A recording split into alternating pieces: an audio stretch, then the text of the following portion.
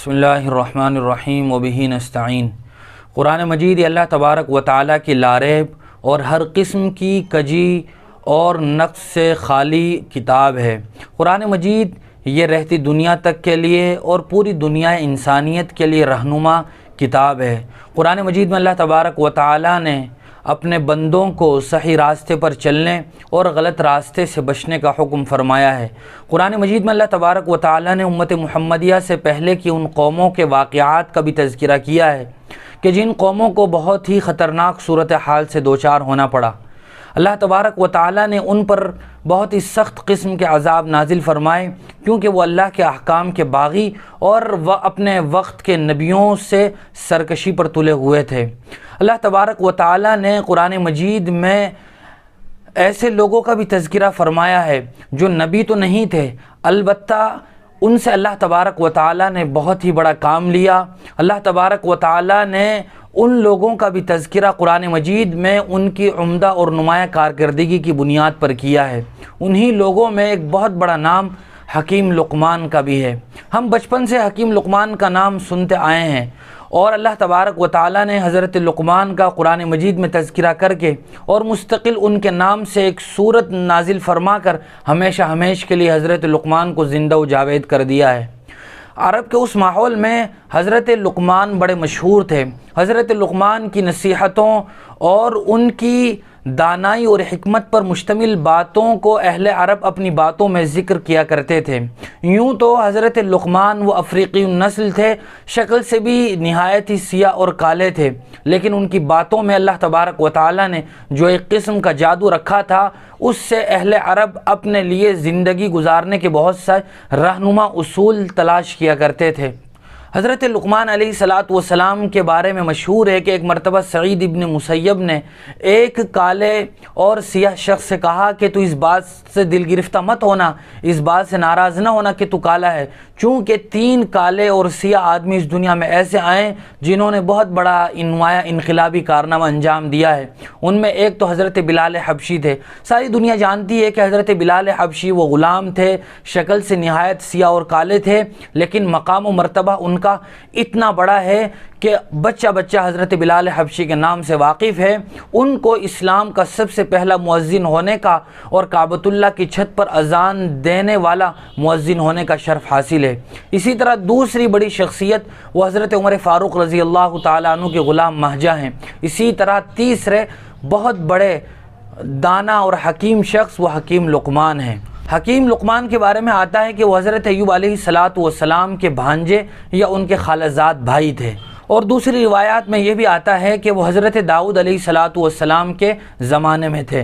البتہ اس بات پر تقریباً تمام علماء متفق ہیں کہ حضرت لقمان یہ نبی نہیں تھے، بلکہ وہ اللہ کے ایک برگزیدہ دانا اور عقل مند بندے تھے، جنہوں نے اپنے بچے کو بہت ہی زبردست نصیحتیں فرمائی ہیں، اور در پردہ وہ نصیحتیں صرف ان کے بچے کے لیے نہیں بلکہ ہر مسلمان، ہر مومن، بلکہ ہر انسان کے لیے وہ نصیحتیں بہت ہی کارآمد ہیں۔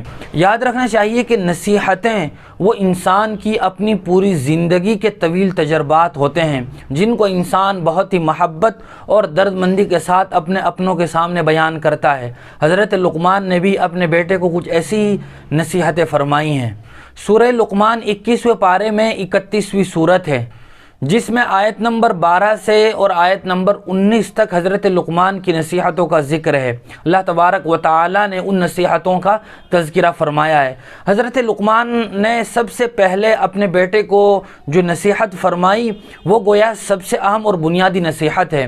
اللہ تبارک و تعالیٰ نے ان کی نصیحت کا تذکرہ فرمایا۔ انہوں نے کہا، یا بنی لا تشرک باللہ ان الشرک لظلم عظیم، اے میرے بیٹے، اے میرے صاحبزادے۔ یا بنیا عربی میں کہتے ہیں اے میرے پیارے بچے۔ انہوں نے کہا کہ اللہ کے ساتھ کسی کو شریک مت قرار دینا، چونکہ شرک یہ اللہ کے نزدیک سب سے بڑا ظلم ہے۔ اسی لیے چونکہ توحید یہ اسلام کا سب سے پہلا اور بنیادی رکن ہے۔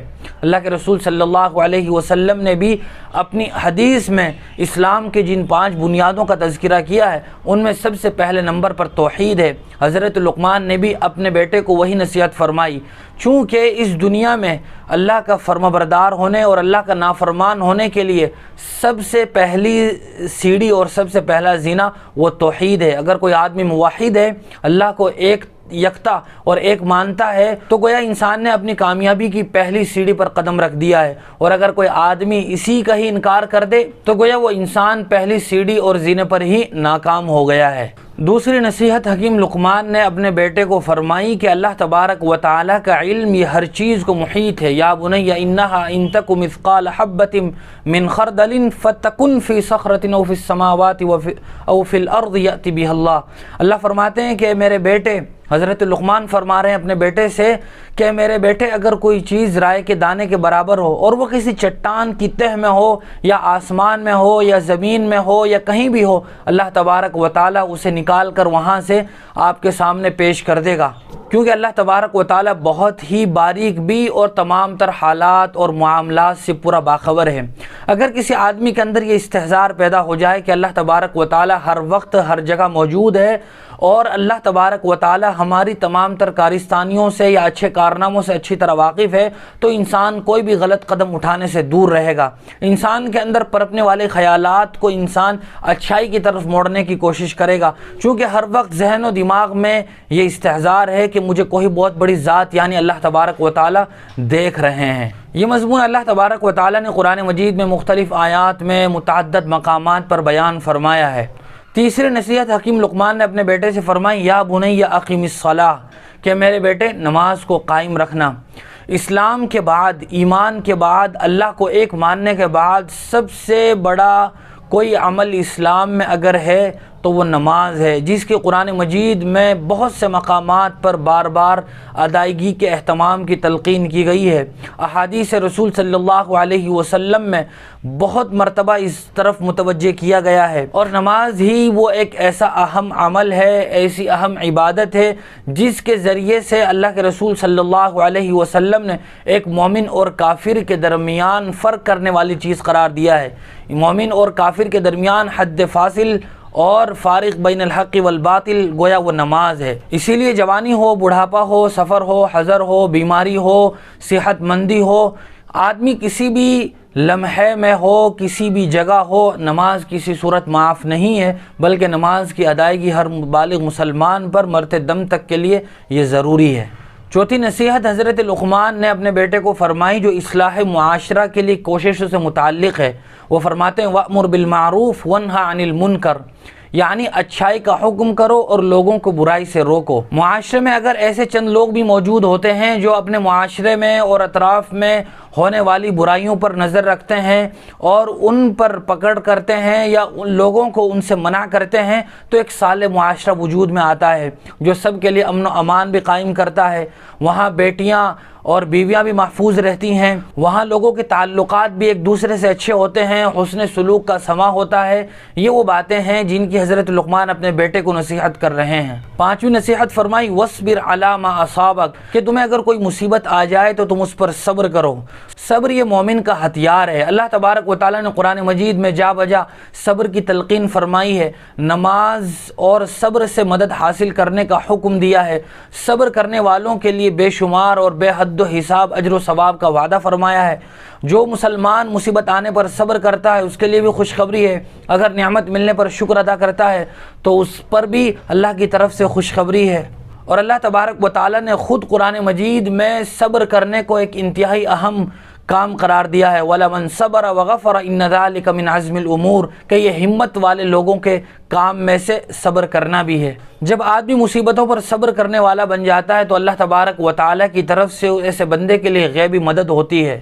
حضرت لقمان نے چھٹی نصیحت فرمائی وَلَا تُصَعِّرْ خَدَّكَ لِلنَّاسِ، کہ لوگوں کے سامنے اپنے گال مت پھلاؤ، یعنی لوگوں کے سامنے تکبر کا اور بڑائی کا رویہ اختیار مت کرو۔ پھر آگے اسی کا تتمہ ہے وَلَا تَمْشِ فِي الْأَرْضِ مَرَحًا، زمین پر اکڑ کر مت چلو، کیونکہ زمین پر اکڑ کر چلنے سے تکبر کی بو آتی ہے اور آدمی گویا متکبر معلوم ہوتا ہے۔ دوسرے موقع پر اللہ تبارک و تعالیٰ نے ارشاد فرمایا کہ زمین پر اکڑ کر مت چلو، کیونکہ نہ تو تم زمین کو اکھاڑ سکتے ہو اور نہ ہی پہاڑوں کی بلندیوں کو پہنچ سکتے ہو، بلکہ انسان یہ مٹی سے بنا ہے، مٹی کی صفت ہی تواضع ہے، انسان کے اندر جتنی عاجزی اور انکساری ہوگی اللہ تبارک و تعالیٰ اسے اتنی ہی رفعت اور بلندی عطا فرمائے گا۔ من تواضع للہ رفعہ اللہ، کہ جو آدمی اللہ کے لیے عاجزی اختیار کرتا ہے اللہ تبارک و تعالیٰ اس کو بلند فرما دیتے ہیں، اور جو آدمی تکبر کرتا ہے تو ایسے آدمی کی گویا اللہ سے جنگ ہے اور اللہ کے مقابلے میں کوئی جیت نہیں سکتا۔ ایسے لوگوں کا اللہ تبارک و تعالیٰ گردن سے پکڑتے ہیں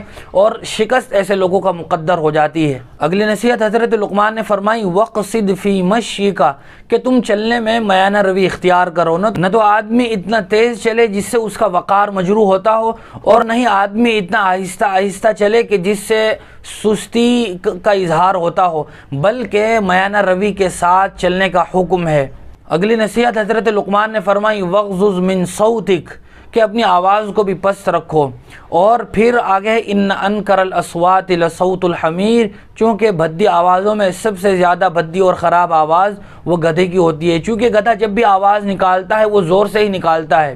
انسان کو اس کے مقابلے میں میانہ روی کی اور پست اپنی آواز کو رکھنے کا حکم ہے، جیسی جب ضرورت ہو ویسی ہی آواز نکالے۔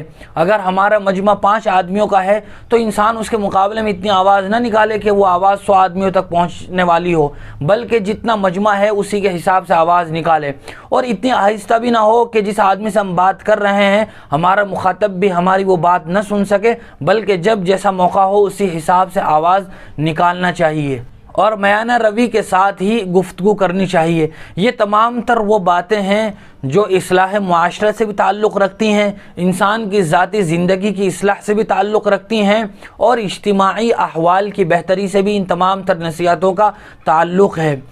لہذا اگر کوئی آدمی نصیحتوں کو اپنے پلو باندھ لے اور ان پر عمل کرنے کو ضروری سمجھے، بلکہ عملی زندگی میں ان تمام تر نصیحتوں کو اپنائے، تو انشاءاللہ کامیابی و کامرانی ایسے ہی لوگوں کا مقدر ہوا کرتی ہے۔ اللہ تعالی ہم سب کو عمل کی توفیق نصیب فرمائے۔